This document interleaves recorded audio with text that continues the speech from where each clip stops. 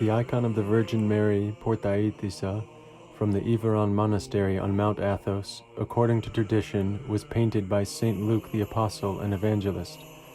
In the 9th century, it was found to be in the possession of a widow who lived in the city of Nicaea, the same city in which 2 ecumenical councils were held, being the 1st and 7th councils. During this time, the Emperor Theophilus ruled over the Byzantine Empire, and being an iconoclast, one who believes icons are a form of idolatry, he was ordering the mass destruction of icons throughout the empire.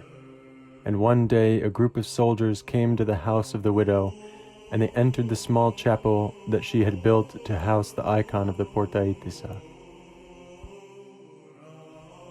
And upon entering the chapel, one of the soldiers pulled out his sword and stabbed the Virgin Mary in the face, and immediately blood began to pour from the chin of the Theotokos, and the soldiers in fear fell to the ground and repented for their actions, and they immediately converted from their heretical beliefs.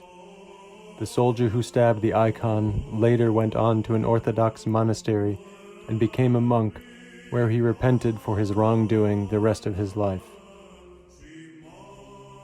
To this day, the icon maintains the wound on its chin and is surrounded by dried-up blood as a testament to this miraculous event and to the sanctity of icons as a whole, which are not worshipped as idols, but rather venerated as a means of communicating with God or the depicted saint or angel.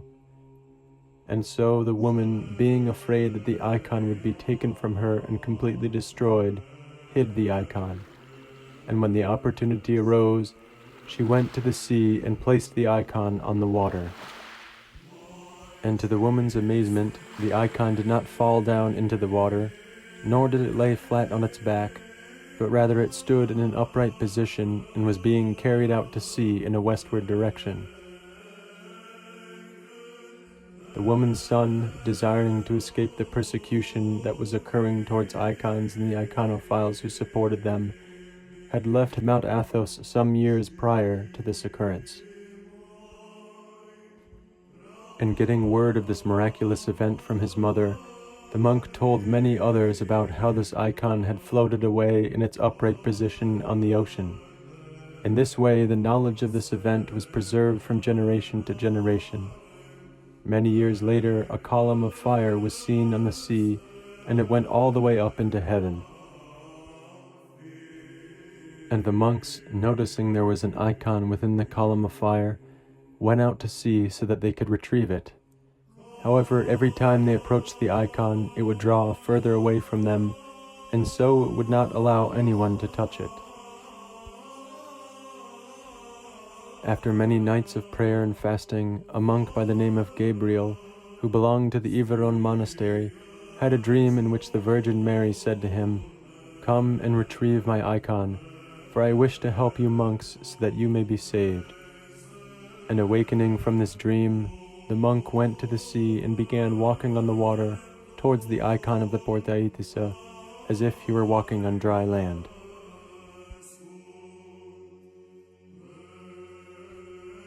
And arriving at the place of the icon, he picked it up and carried it back to the monastery, where it was placed inside the altar. The next day, the monks found the Portaitissa was gone from the altar, and instead found her sitting against the entrance of the monastery. And thinking that one of the monks had moved her from the altar, the monks placed her back to where they had last left her.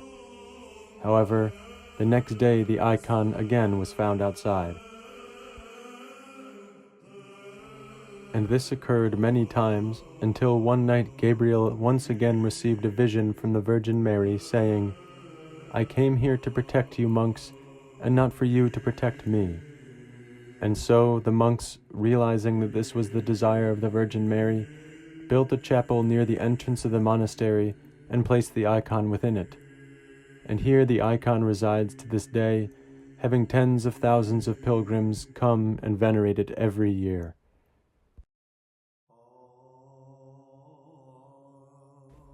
From its location, the icon gets her name, which roughly means "she who is next to the gate," or "she who guards the gate."